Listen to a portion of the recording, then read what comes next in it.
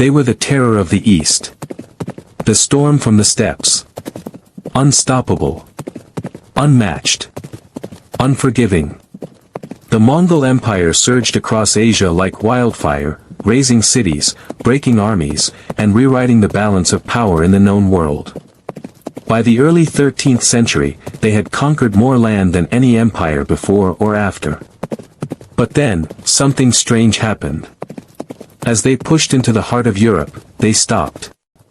And for centuries, historians have asked the same burning question. Why couldn't the Mongols conquer Europe? To understand why Europe was spared, we must first understand what the Mongols were. Born in the cold, brutal grasslands of Mongolia, the Mongols were not an empire at first. They were scattered nomadic tribes, warring with each other, fighting for grazing land, survival, and honor. Until one man changed everything. His name was Temujin. History would remember him as Genghis Khan. A military genius. A master of psychological warfare. A man who united the Mongol tribes under one banner, not through diplomacy, but through sheer will and ruthless brilliance. In 1206, he was declared the universal ruler, Genghis Khan. And from that moment on, the world would never be the same. By the time of his death in 1227, Genghis Khan had carved out the largest contiguous land empire the world had ever seen. His successors, sons and grandsons like Ögedei, Monk, and Kublai Khan, would carry the flame further. The Mongol military machine was unlike anything medieval Europe had ever seen, or could imagine. They moved faster than any army on earth, riding sturdy steppe ponies, covering up to 100 miles a day. Their command structure was highly organized, built on meritocracy, not aristocracy. Discipline was brutal, but effective. Orders were absolute. Their soldiers were archers first, trained from childhood to fire accurately while riding full speed on horseback. They used feigned retreats, encirclements, and psychological terror, spreading panic and confusion in enemy ranks before the first arrow even flew. They also employed one devastating weapon, fear. Stories of massacres, razed cities, and mountains of skulls traveled faster than their horses. Many cities surrendered without a fight just to avoid the wrath. After sweeping through China, Persia, and the Islamic caliphates, the Mongols turned their eyes west. In 1236, Batu Khan, grandson of Genghis, led a campaign into Eastern Europe, the beginning of what historians call the Mongol invasion of Europe. They destroyed Volga, Bulgaria, annihilated Kievan Rus, and crushed armies in Poland and Hungary. In 1241, the Battle of Legnica and Battle of Mohi shocked Europe. At Legnica, a coalition of Polish, German, and Knight Templar forces was wiped out.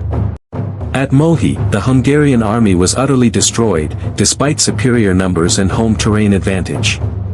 The Mongols were now within striking distance of Vienna. Panic spread across Europe like wildfire. The Pope called for prayers, and kings scrambled to build alliances. But then, the Mongols vanished. No final blow. No siege of Paris. No burning of Rome. They retreated. Why? The answer lies in a single moment of fate. A message arrived from Mongolia: the great Khan, Ögedei, was dead. Under Mongol law, every descendant of Genghis Khan was required to return to the Mongol capital for the selection of a new ruler. Batu Khan, though deep in European conquest, was compelled to withdraw. His campaign paused, not because he was defeated, but because Mongol tradition demanded it. And they never returned to finish what they started. Had Ögedei lived just a few more months, history might have looked very different. The death of Ögedei was crucial. But historians argue, was that the only reason the Mongols didn't take Europe? Some say logistics played a role. Europe's dense forests, walled cities, and poor grazing lands weren't ideal for steppe warfare. Others point to weather. The Mongols were used to the cold, but Western Europe's wet winters made supply lines difficult. Still others suggest Europe's decentralized chaos, so many rival kingdoms, languages, and castles, may have made conquest harder than expected. But then again, that didn't stop them in China or the Islamic world. So what really stopped them? The Mongols have often been painted as invincible, an unstoppable tide rolling across Asia and into Europe. But beneath the legends, cracks were already showing. Yes, their tactics were brilliant. Their discipline unmatched. But no army is truly invincible. Even before reaching Europe, the Mongols had met resistance. In 1221, during their invasion of the Khwarezmian Empire, they faced fierce guerrilla warfare in Persia. In 1259, the death of Monk Khan disrupted Mongol plans in the Middle East. And in 1260, at the Battle of Ain Jalut, Mongol forces were defeated for the first time, by the Mamluks of Egypt. The myth of Mongol invincibility had limits. Unlike the wide, open steppes of Asia, perfect for cavalry warfare, Western Europe was a tangled maze. Thick forests. Rocky terrain. Rivers that flooded in spring. Narrow passes and fortified towns dotting every trade route. The Mongols thrived in wide, flat terrain. But in the dense woodlands of Germany, France, and northern Italy, their mobility was reduced. Speed, their greatest weapon, was lost in the trees. And then there were the castles. In Asia, cities often fell due to lack of strong fortifications. In Europe, however, castles were everywhere. Stone, elevated, and well defended. Every castle wasn't just a structure. It was a stronghold of resistance, slowing invasions and draining resources. Siege warfare was time-consuming. And time was not something the Mongols had in abundance. European armies were fragmented and futile. But they had one trait that the Mongols found difficult to crack: stubbornness. European knights may have lacked the finesse of Mongol horse archers, but they were heavily armored and unrelenting in defense. Unlike in the East where armies often surrendered quickly under terror, European defenders fought on, even when defeat seemed inevitable. More importantly, unlike centralized Asian empires, Europe had no single head to cut off. Killing the caliph in Baghdad had crippled the Islamic world. But in Europe, kill a king and 10 dukes rise in his place. Every city, every region had its own ruler, army, and agenda. There was no single capital to conquer. No central power to collapse. Europe was messy, but that mess may have saved it. War isn't just fought with swords and arrows. It's fought with food, water, horses, and winter coats. The deeper the Mongols moved into Europe, the longer their supply lines became. Horses required grazing fields. Soldiers needed winter shelter.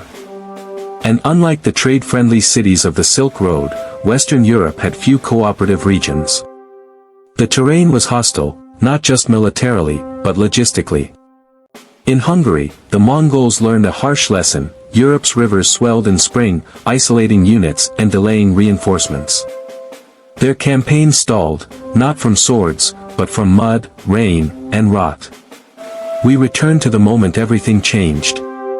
In 1241, Ögedei Khan died. The Mongol princes, loyal to their laws and bloodline, turned back.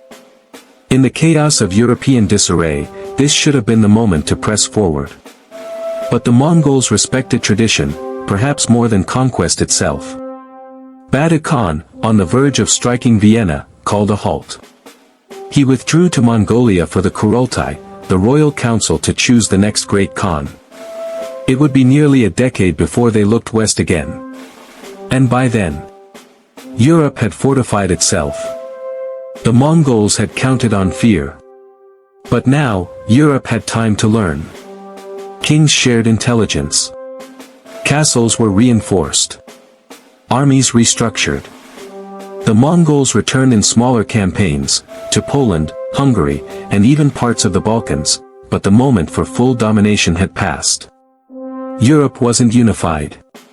But it was alert, vigilant, and evolving. In time, Mongol power would fracture, divided among khanates, weakened by infighting, diluted by distance. So, was it fate, or failure? Could the Mongols have conquered Europe if Ögedei hadn't died? Or was Europe destined to be their first great limit? In part 3, we explore the great what-ifs. What would a Mongol Europe have looked like? How close did they really come? And why their legacy still echoes today, even in the lands they never ruled. Subscribe to Thrones of Time and keep watching as we uncover the secrets behind history's greatest invasion that never was. History didn't happen. But what if it had? What if Batu Khan had pressed on? What if the Mongols had not turned back after Ögedei's death? Would the towers of Paris and the cathedrals of Cologne now bear the mark of the steppe? Would Rome have fallen to the hooves of Mongol cavalry? The Mongol Empire was already the largest contiguous empire in history. If Europe had fallen, it would have been the most complete domination the world had ever seen. But it's not just about territory. It's about the cultural earthquake that would have followed. If the Mongols had conquered Europe, things might have changed in 3 major ways. 1. Religion and culture. The Mongols were religiously tolerant but politically ruthless. They supported Buddhism, Islam, Christianity, so long as it didn't threaten their authority. Had they conquered Europe, the Catholic Church's power would have diminished. Popes might have become vassals. Cathedrals might have paid tribute. And the Protestant Reformation, centuries later, might never have happened. 2. Language and administration. The Mongols adopted writing and governance from the cultures they ruled. In Persia, they preserved Persian. In China, they absorbed bureaucracy. In Europe, we may have seen a Latin-Mongolian hybrid court, with Mongol nobles governing from Krakow to Bordeaux. Entire legal systems could have evolved under Yasa, the Mongol code of law. 3. Technological flow. Ironically, Mongol conquests helped connect the world. Paper, gunpowder, and printing spread westward thanks to their Silk Road network. If Europe had fallen, this exchange might have accelerated. The Renaissance may have started earlier, or taken a very different shape. The Mongols didn't conquer Europe. But their shadow touched it. Their invasions shattered the Kievan Rus, paving the way for the rise of Muscovy, and later, Imperial Russia. They exposed Europe's weaknesses, pushing kingdoms to innovate militarily and politically. The fear of the East, of barbarian hordes, lived on in European consciousness for centuries. And most of all, they offered a lesson. That even the most powerful force on earth can be stopped, not just by battle, but by time, geography, and fate. After the withdrawal from Europe, the Mongol Empire continued to grow, but only for a time. It fractured into 4 major khanates. The Yuan dynasty in China. The Ilkhanate in Persia. The Chagatai Khanate in Central Asia. The Golden Horde in the Russian steppes. Each became more local, more settled, and more vulnerable. By the 14th century, the unified Mongol storm had splintered. Rebellions in China led to the fall of the Yuan. Plague and civil war weakened the Golden Horde. The Mongol age was fading. Europe had survived. Here's the strange twist of history. Though the Mongols didn't conquer Europe, they still changed it. They helped create the world's first globalized trade network, linking Venice to Beijing.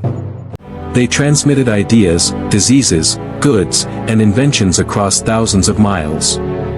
Their brutality brought down empires. But their rule also brought stability, the so-called Pax Mongolica, that allowed scholars, merchants, and missionaries to travel from Italy to China in a single lifetime. Marco Polo, the Venetian explorer, visited Kublai Khan's court in China. Would he have done so if the Mongols hadn't built the bridge between East and West? So why couldn't the Mongols conquer Europe? Was it the death of a Khan? The forests of Germany? The castles of France? The rain, the rivers, the roads? Or, was it all of it? No single answer exists. It wasn't one sword that stopped the Mongols. It was 1,000 cuts, tradition, timing, terrain, and the ticking clock of empire. The Mongols came like thunder, but left like mist. Europe stood, not because it was stronger, but because history is full of moments that hinge on the smallest turns of fate. A message, a death, a delay, and sometimes, that's enough to change the world.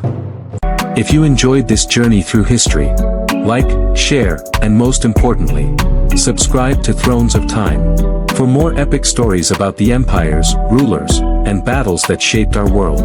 Because history isn't over. It's waiting to be rediscovered.